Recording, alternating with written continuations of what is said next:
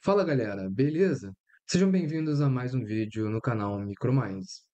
Eu me chamo Johan e no vídeo de hoje vamos continuar a série do curso de linguagem C. E hoje vamos trazer um exemplo prático de tudo que nós já vimos até agora e vamos ver alguns conceitos novos. Vamos fazer um breve exemplo de um tipo de jogo bem simples de adivinhação que vai abranger diversos tópicos bem interessantes que eu acho que todos vocês vão tirar pleno proveito. Fiquem atentos, pois o conteúdo está imperdível. Vejo vocês após a vinheta. Então, pessoal, o exercício ele é o seguinte: adivinhação de um número. A gente vai criar um jogo onde o programa gera um número aleatório e o usuário precisa adivinhar qual é esse número. O programa deve fornecer dicas se o número é maior ou menor até o que o usuário acerte. Então, os passos que a gente tem que fazer é bom sempre colocar em passos para a gente ver se para a gente separar o nosso progresso. Então, a gente precisa primeiro gerar um número aleatório. A gente primeiro precisa gerar esse número para que ele possa ser utilizado no nosso jogo. A gente precisa entrar com um número a partir do usuário,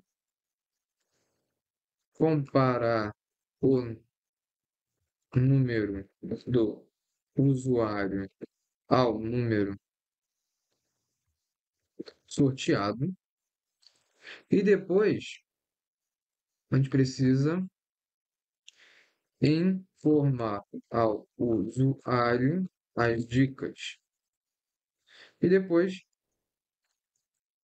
reiniciar o ciclo de adivinhação até o usuário acertar. Então, esse é o passo um, esse é o passo 2, esse é o passo 3, esse é o passo 4, e esse é o passo 5. O passo 5 ele vai reiniciar a partir do passo 2. Volta para passo 2. Porque não faz sentido eu voltar para o passo um que ele vai gerar um número aleatório novamente. Então não vai fazer sentido ele indicar, tá perto, o número que você sorteado é menor do que o seu número, mas aí você nunca vai acertar porque você está novamente gerando um número aleatório. Então você vai precisar fazer um ciclo em que ele volte para o número 2, o passo 2. Então, a gente precisa gerar um número aleatório. Para gerar um número aleatório, a gente precisa de duas bibliotecas. A gente precisa da biblioteca time.h e da biblioteca standard library. Por quê? Porque existe uma função que a gente vai gerar uma semente. Uma semente, nos computadores, ela é utilizada para gerar números aleatórios. Uma semente nada mais é do que ela pegar um valor referente a um ponto inicial que os computadores utilizaram para começar a fazer uma cronometragem. Cronometragem, desde que houve esse início, vamos supor se foi em 1980, essa função ela vai pegar uma semente de valores que estão desde 1980 até o ano que está agora e o segundo em que estamos programando o código. E essa função ela é sRange, que ela vai gerar uma semente, e a gente precisa passar o time e o parâmetro, o zero indica o início. E em seguida, a gente precisa gerar um número aleatório.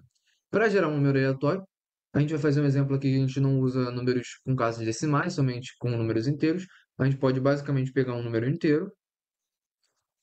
Como ele não vai ser um número sem sinal, um número com sinal, a gente pode usar um unsigned e poder aproveitar o range de 0.000 a 65.536 do inteiro. Claro, se a gente for utilizar uma aleatoriedade desse tamanho. Então a gente vai digitar unsigned int e esse unsigned int ele vai receber um número randômico. Então tá aqui, a gente já tem que botar aqui número aleatório igual a range e ponto e vírgula. Aqui eu defino a minha semente. Defino a minha semente ou seed. No inglês é utilizado seed. E aqui defino meu número aleatório. Vamos printar, vamos ver o valor que ele vai nos mostrar. Ele vai nos mostrar, a gente precisa fazer o seguinte: número gerado, porcento %d, vamos dar uma quebra de linha, vamos colocar aqui o nosso número aleatório, ponto e vírgula. Vamos abrir o nosso prompt de comando.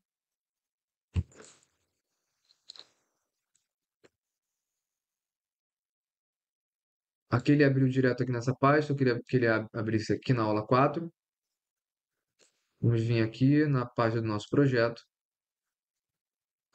Claro, vocês podem utilizar o terminal que vocês quiserem, ou pela IDE que vocês quiserem, podem compilar da forma como preferirem. Vou vir aqui em canal, conteúdo, linguagem C, aula 4, e vou abrir aqui o terminal. Beleza, estou na pasta certa. E eu vou vir aqui em GCC, o arquivo é aula04.c, menos O, aula04.exe. E ele gerou, vamos executar. Contra barra aula04.exe. E o número gerado é 1665. Se eu rodar de novo, 1678, se eu gera de novo 1685, se eu gera de novo 1688. Então a gente vê que ele está aleatório. Se eu não utilizar a semente, se eu não utilizar a semente, o range ele vai funcionar? Vamos ver. Compilei.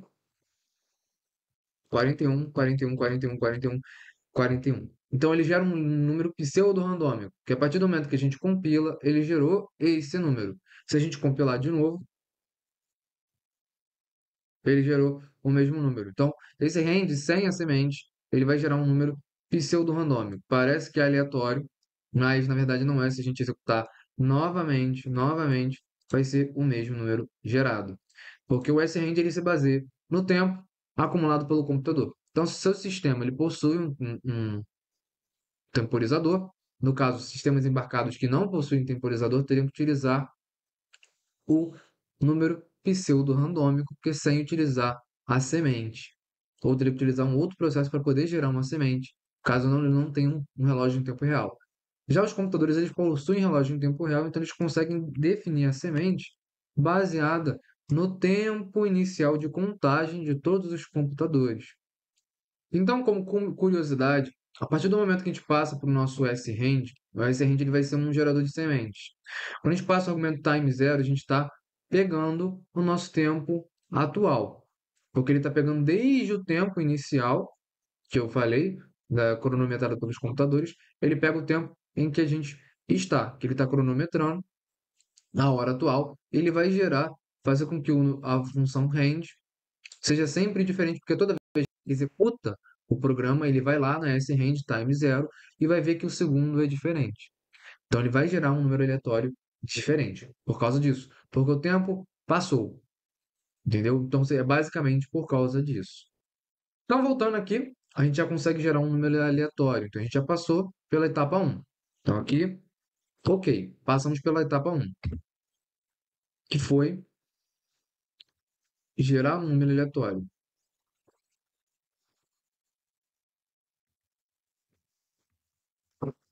Deixar aqui, passamos essa etapa. Agora entrar com o número a partir do usuário. Pode colocar dessa forma. Vou copiar aqui em cima.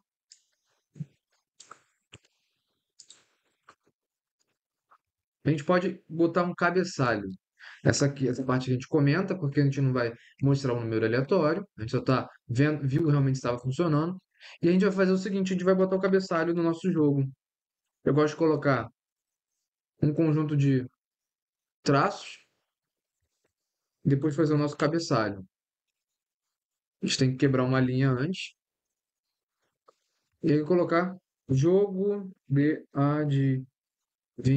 adivinhação. Como ainda não estou tratando com uma biblioteca específica para português, o sistema operacional Windows ele vai dar uns certos problemas com caracteres especiais, como C cedilha, tio. Então, por enquanto, vamos trabalhar de forma assim um pouco esquisita, né? Que é adivinha cão, mas por enquanto, até a gente entrar na biblioteca que já mostra para gente caracteres especiais para a gente entender a língua portuguesa mais adequadamente. Então aqui a gente vem jogo de adivinhação, e aí a gente quebra uma linha, printf, insira um número,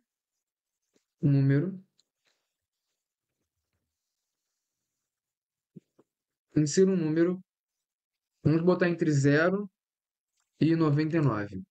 Vamos botar assim, botar um Ctrl barra N e vou fazer o seguinte no próximo printf. Para dar uma impressão de como se fosse um terminal. E aqui a gente vai fazer o nosso famoso scanf. Só que a gente precisa da variável do nosso jogador. A gente cria aqui nosso unsigned int, jogador, igual a zero, iniciando em zero. E a gente vem aqui, scanf, %d, e passa aqui o endereço da nossa variável, jogador, e comercial jogador, que ele vai ler. Só esqueci do ponto e vírgula aqui na linha 31, ponto e vírgula. Aí, beleza. A gente conseguiu agora pegar o número do jogador. Perfeito. Só que acontece, a gente viu lá, voltando até para o terminal, aqui no terminal, se eu rodar o aula 04, na verdade deixa eu compilar novamente, aqui ele não vai mostrar, né? Mas deixa eu vir aqui, comentar essa outra parte aqui.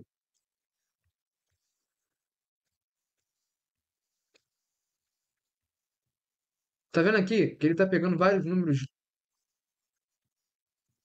muito grandes?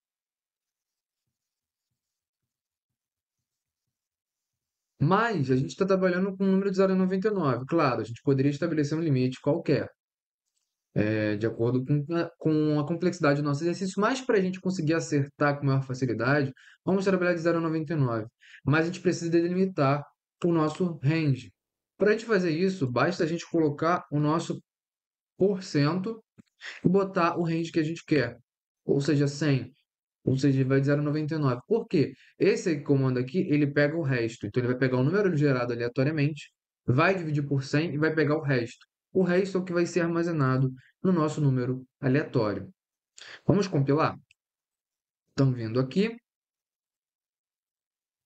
Aula 04, número 6, número 10, número 13, número 16, número 20, 23, 26, 29, 33. Então, ele está gerando de forma aleatória. Perfeito, ele está gerando de forma aleatória como a gente queria. Então, vamos vir aqui. A gente consegue pegar já do usuário. E agora a gente precisa comparar. A gente precisa comparar se o número que o jogador digitou é maior ou menor. Ou igual. Se for igual, ele acertou. Então a gente vai trabalhar com o quê?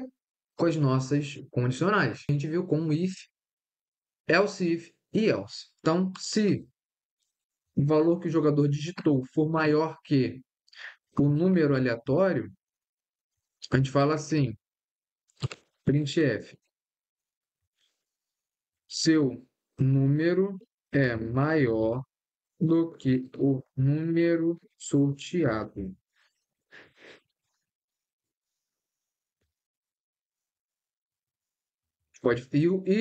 Caso contrário, se jogador for menor que número aleatório, a gente digita o seguinte: seu número é menor do que o número sorteado. Ctrl barra N, vírgula. E agora, se não for nenhum dos casos, a gente bota aqui o else, printf, você acertou.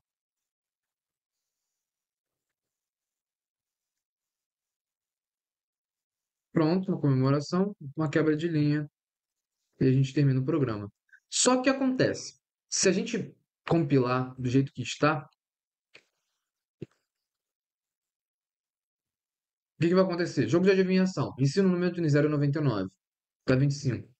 Ele vai parar e vai falar: seu número é menor do que o número sorteado. Se eu tentar de novo, 25. Seu número é menor do que o número sorteado. Só que eu nunca vou acertar porque eu estou rodando o programa de novo. Eu tenho que ficar rodando o nosso jogo de acordo com o nosso passo 5. Reiniciar o ciclo de adivinhação até o usuário acertar. A gente fez a comparação, quer colocar aqui,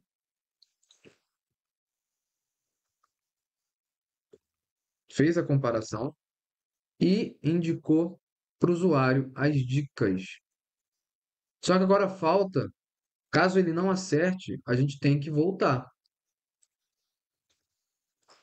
Agora a gente tem que reiniciar o ciclo de adivinhação até o usuário acertar. Voltar para o passo 2. E para a gente fazer isso, existe um comando no C que nos permite fazer isso de forma bem simples. E esse comando nada mais é do que o while. E aí a gente pode botar o seguinte: a gente pode passar uma variável dentro dele. Ele é igual ao last for. O last for ele vai fazer interações. Só que a gente passa um argumento até aquele argumento ser finalizado. No while também a gente pode fazer isso. E quando esse argumento for falso, ele vai encerrar o while. Aqui eu vou colocar o seguinte: enquanto não acertou, ele vai executar isso aqui.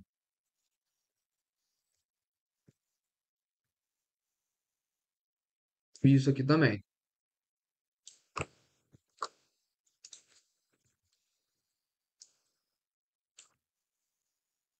Podemos até colocar duas quebras de linha para não ficar nada muito junto.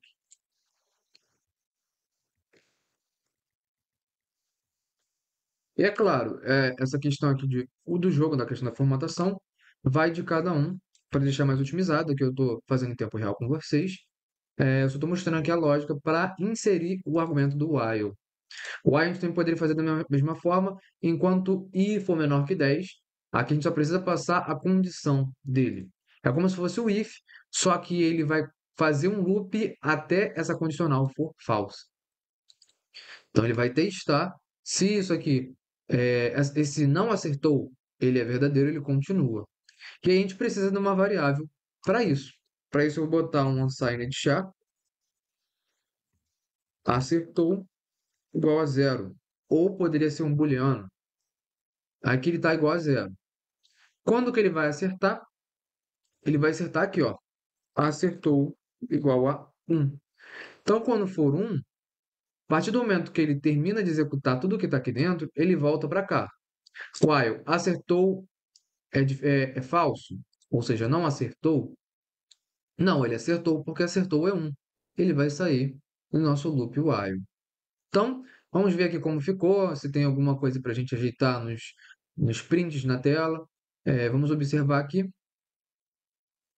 Na verdade, eu posso até tirar daqui essa parte aqui, que isso aqui está no loop, senão ele vai pedir duas vezes para inserir o número.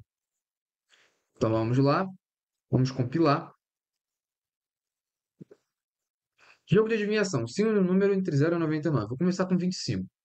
Seu número é menor do que o número sorteado. Então vou botar um número maior, 50. Seu número é menor do que o número sorteado, vou botar 80.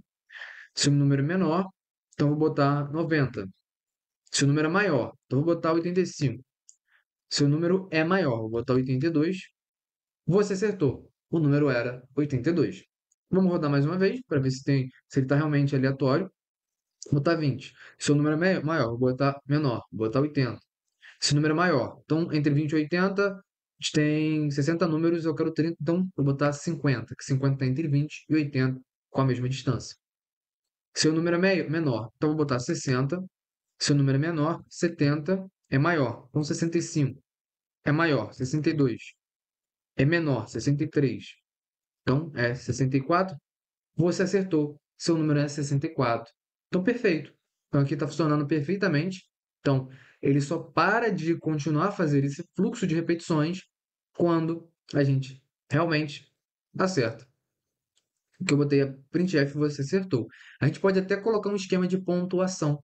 Vamos fazer isso aqui rapidamente. A gente pode simplesmente botar aqui uma variável score, unsigned char score, inicia em zero. Na verdade, a gente pode botar, ela começa no valor máximo e ela vai diminuindo cada vez que você erra. Vamos botar aqui 1.000 pontos. 1.000.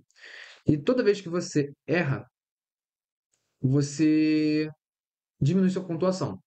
A gente pode diminuir de 100 em 100, ou pode diminuir de um número aleatório. Sem critério, por exemplo. A gente pode gerar um outro número aleatório e decrementar de forma aleatória, claro, um número que não seja maior do que 1.000.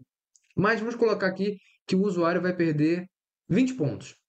Então a gente pode fazer o seguinte: botar aqui nosso score vai ser menos igual, ou seja, o que significa esse menos igual? Esse menos igual é a mesma coisa que escrever score é igual a score menos o valor 20. É a mesma coisa. Isso aqui é uma simplificação que é utilizada em muitas linguagens de programação. E aqui a gente está, score é menos igual a 20. Então, toda vez que ele errar, menos igual a 20. E aqui, você acertou, a gente pode botar, a partir do momento que ele sai do while, a gente pode botar aqui, printf. Como ele acertou, vou dar só uma quebra de linha. Sua pontuação